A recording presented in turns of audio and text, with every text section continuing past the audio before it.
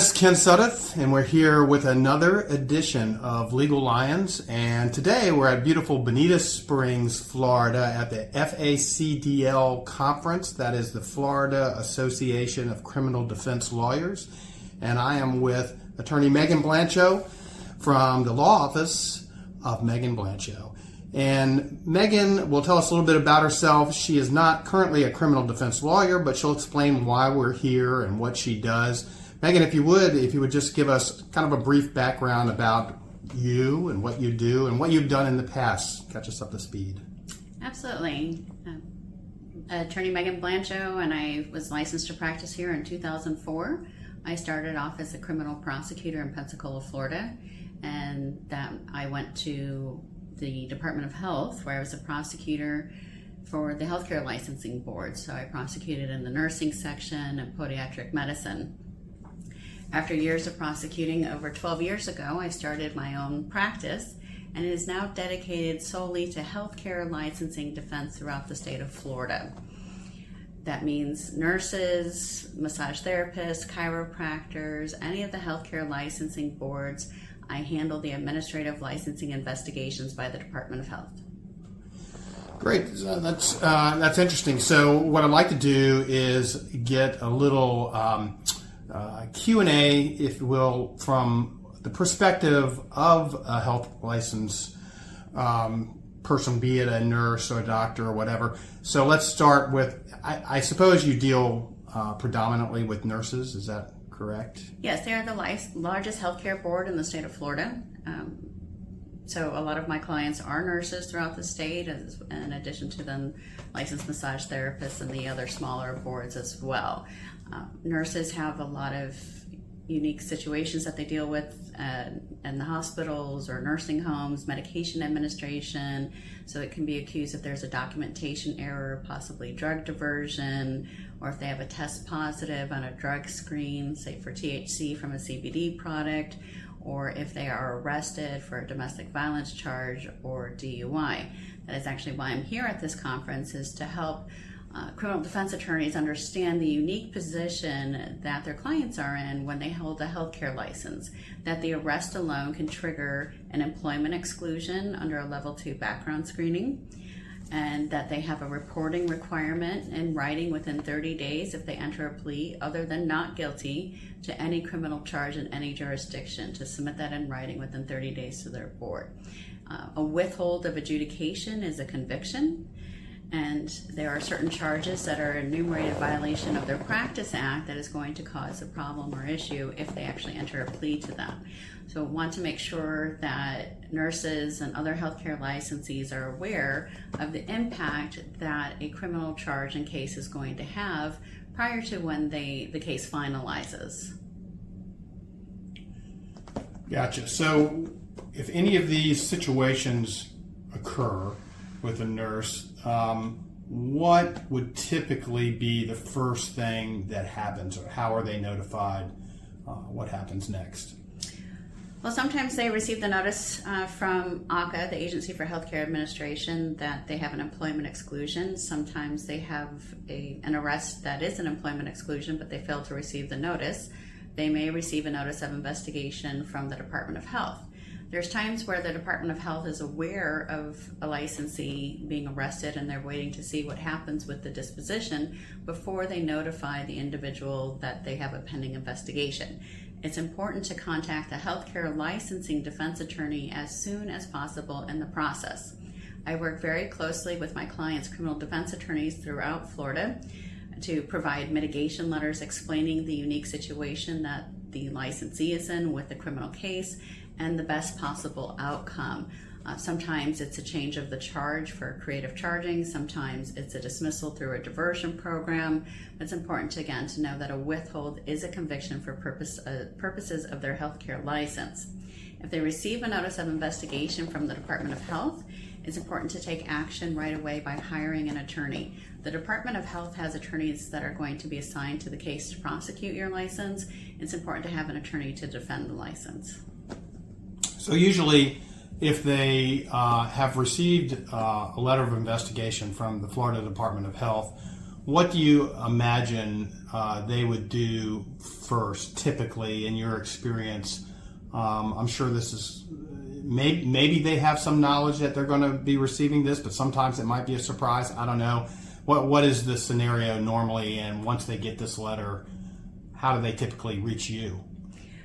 So I have a lot of information online. If they look online for an attorney to represent them for their licensing defense with the Florida boards, I have information out there, blogs, videos, to try to help nurses know who to call when they have received this notice of investigation.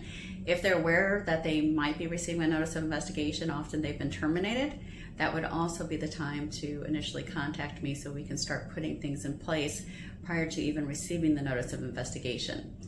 One of the biggest mistakes that the licensee makes is that they receive a call from an investigator and they start answering questions and talking without realizing that everything they're saying can be used against them and is being turned over to an attorney to prosecute their license. So it's very important that they exercise their right not to make a statement and contact an attorney right away to assist them through the process. It's a confidential review process, so they don't know receive notice by checking their license status, because it's going to show clear and active online even when they're under investigation. And then the case goes from the investigator to be assigned to an attorney for prosecution. There's a way to request a copy of the department's investigative file.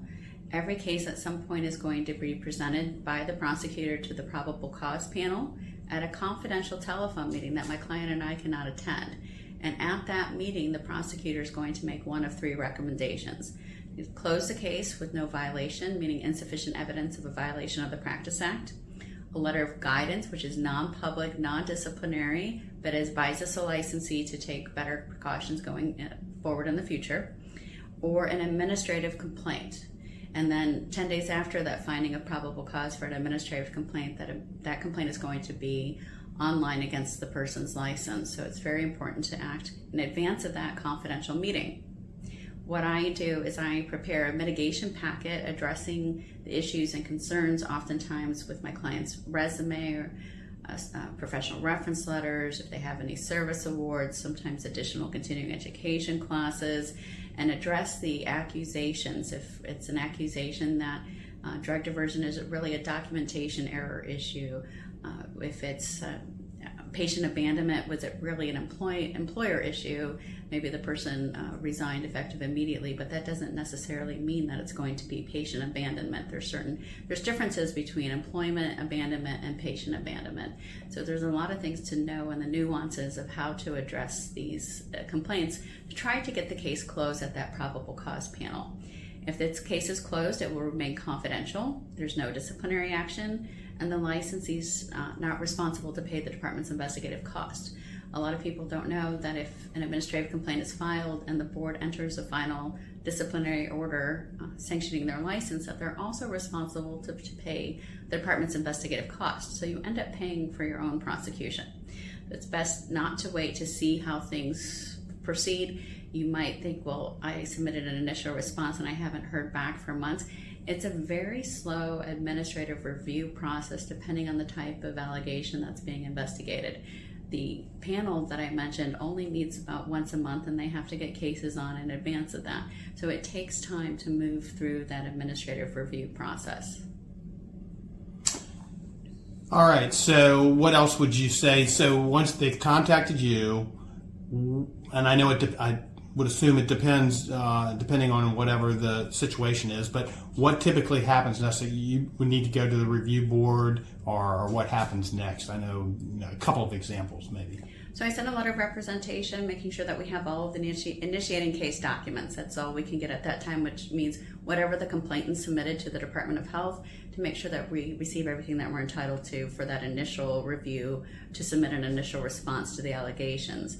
My client will have no further direct contact with the Department of Health after they receive the notice of investigation. Everything's going to go through my office. I send my clients an email detailing everything that I need from them. I prepare the response and I have them review it before I finalize it and submit it to the Department of Health for consideration.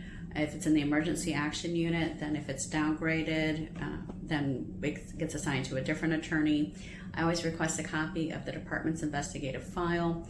and the Department of Health cannot recommend an administrative complaint against my client's license without first providing me with a copy of the file and an opportunity to respond. So it depends on where we're at in the stage of the process when the person contacts me.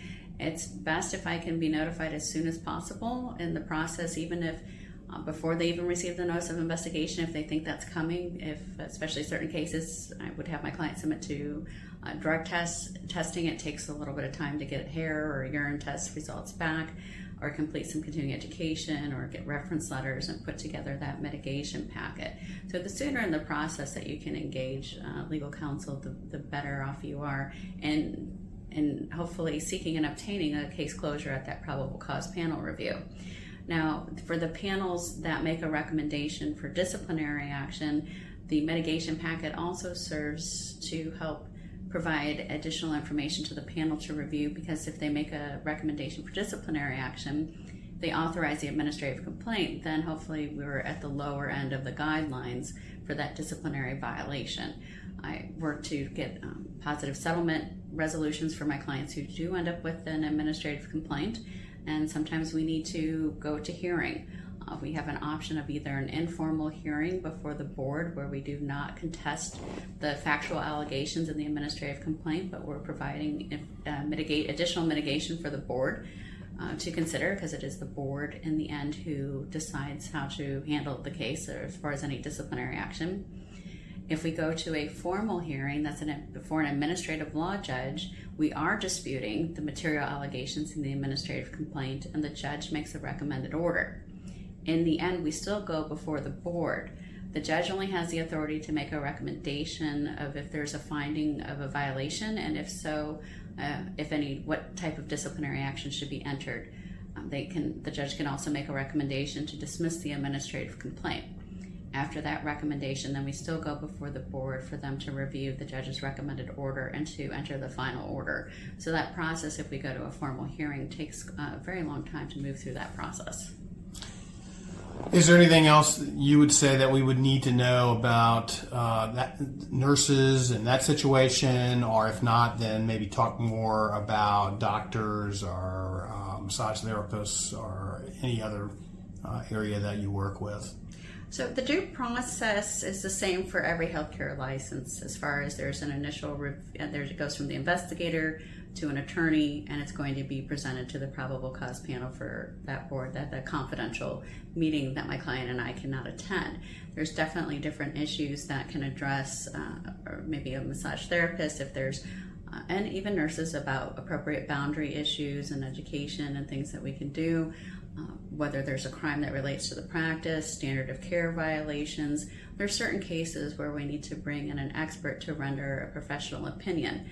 It is the expert in their particular field of licensure that deems whether or not they met the standard of care or failed to meet the standard of care, or if it's not an enumerated crime that relates to the practice, whether or not the criminal charge that they pled to does relate to the practice, and if so, why or why not. So it really is depending on the situation about what we need to do to prepare that initial response. And if we receive the copy of the file from the Department of Health, then we have additional time to review the file and submit an additional response for consideration. As I mentioned, the Department of Health is not required to provide me with a copy of that confidential investigation file unless they are considering recommending an administrative complaint. But that doesn't mean that every file that I receive that my client has an administrative complaint filed. A lot of times we're able to respond, provide additional information addressing what is stated in the investigative file to still obtain a closing letter. Okay, well, is there anything else that you think is important for folks to know that we haven't touched on? It's really just important to make sure that you're not trying to do this on your own, that you're not speaking with the department's investigator. Their role is very much similar to a police officer. They're there to gather information, to submit to a prosecutor. A lot of people make the mistake to think that it's the Department of Health calling, that they have to answer their questions, and that they don't have a choice. But you do have a choice in how you proceed, and it's very important to know with how you've worked for your healthcare license that you need to make sure that you take the effort and time to protect it and not try to handle it on your own. Gotcha. And now, how can folks reach you? Your website, your phone number, what's the best way for them to contact you? Any way through the website, meganblancholaw.com. Can call 850-375. It's 850-307-5665. And the phones are answered 24 hours a day, 7 days a week. I get back to you as soon as I can. Or the website will send you also to my email, which is meganblancholaw@gmail.com. That's meganblancholaw@gmail.com. And we'll also put that up on the screen here at the end. All right, well, it's been a pleasure talking to you. Thank you very much. And this has been another episode of Legal Lions. Thank you.